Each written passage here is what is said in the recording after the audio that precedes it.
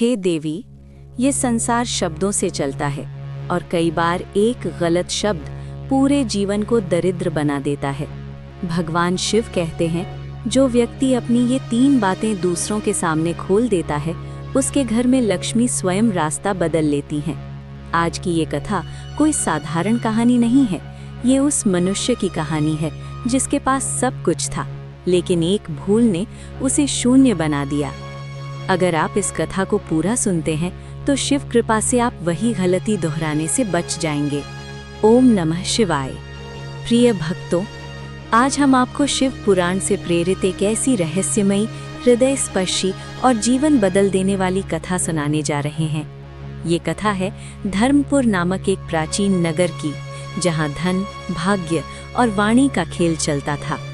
धर्मपुर नगर में जहाँ गंगा की शाखा बहती थी, वहाँ रहते थे देवदत्त नाम का एक व्यापारी।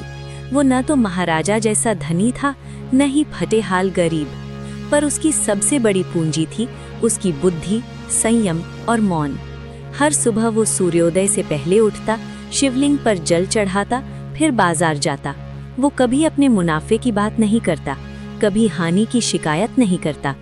उसकी पत्नी सावित्री बहुत धार्मिक थी।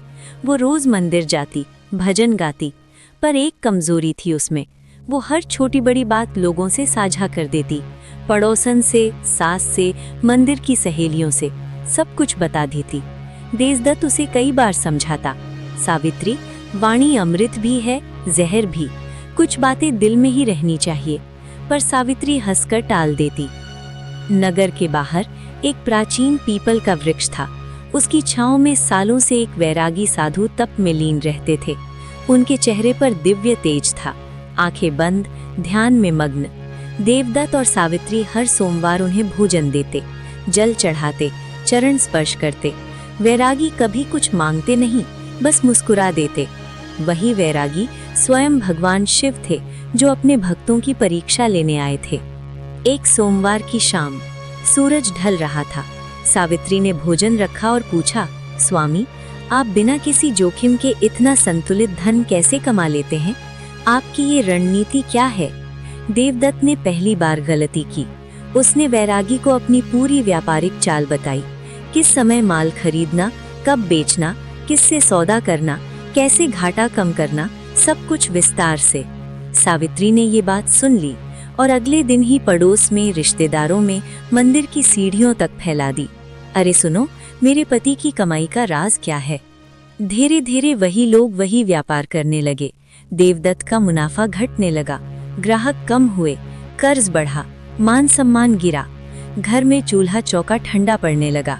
एक रात देवदत्त पीपल के नीचे गया, फूट फूट कर रो पड़ा, हे भगवान, मेरी भूल के कारण सब बर्बाद हो गया। मैंने अपनी कमाई का रहस्य खोल दिया।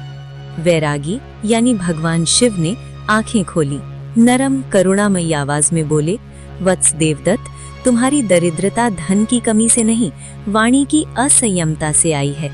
लक्ष्मी जी तब तक टिकती हैं जब तक उनका सम्मान होता है, और उनका सबसे बड़ा सम्मान है मौन। फिर भगवान शिव ने 3 बातें बताईं। 1, अपनी कमाई का रहस्य। धन कैसे आता है, ये जितना गुप्त उतना स्थायी। एक बार खुल गया तो ईर्ष्या और प्रतिस्पर्धा जन्म लेती हैं और लक्ष्मी रूठ जाती हैं। 2, घर के आपसी संबंधों की स्थिति।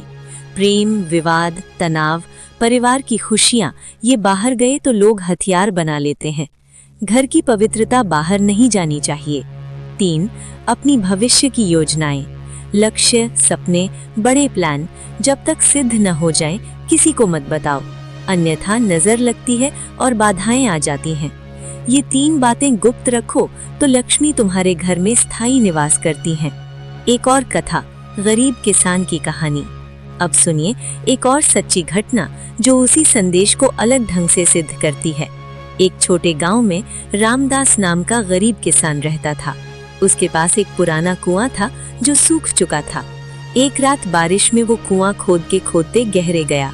अचानक उसकी कुल्हाड़ी सोने के घड़े से टकराई। 2 बड़े घड़े सोने चांदी से भरे थे। रामदास खुशी से झूम उठा, पर उसने सोचा कि ये राज किसी को नहीं बताना। उसने घड़ों को फिर दबा दिया, पर उसकी पत्नी गंगा को संदेह हुआ। उसने बार बार पूछा, क्या मिला? रामदास ने टाल दिया। पर एक दिन पड़ोसन शंकर ने देख लिया। शंकर लालची था। उसने राजा तक बात पहुंचा दी कि रामदास के पास गुप्त खजाना है। राजा ने रामदास को बुलाया। पूछताछ हुई। रामदास ने झूठ बोला तो राजा ने सजा दी। फिर सच बताया तो राजा ने कहा, तुमने गुप्त रखा नहीं, अब ईर्ष्या और लालच ने सब नष्ट कर दिया। पड़ोसी ने खजाना लूट लिया। राजा ने जुर्माना लगाया। रामदास फिर गरीब हो गया। पर उसने सीख ली कि गुप्त बात कभी बाहर नहीं जानी चाहिए। ईर्ष्या और लालच से धन नष्ट होता है। देवदत्त ने मौन धारण किया। व्यापार बदला। किसी से कोई चर्चा बंद। 3 महीने बाद उसका व्यापार दुगना हो गया। वो पीपल के नीचे गया। वैरागी वहां नहीं थे, बस एक शिवलिंग था और उस पर लिखा था, मौन ही लक्ष्मी का द्वार है। प्रिय भक्तों, भगवान शिव कहते हैं, जो अपने शब्दों पर नियंत्रण रखता है वही अपने भाग्य पर अधिकार करता है।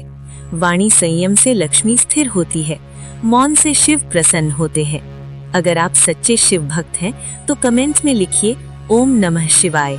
वीडियो को लाइक करें, शेयर करें और चैनल विवेक से को सब्सक्राइब करें, क्योंकि यहाँ कथाएं नहीं, जीवन के सत्य सुनाई जाते हैं। ओम नमः शिवाय।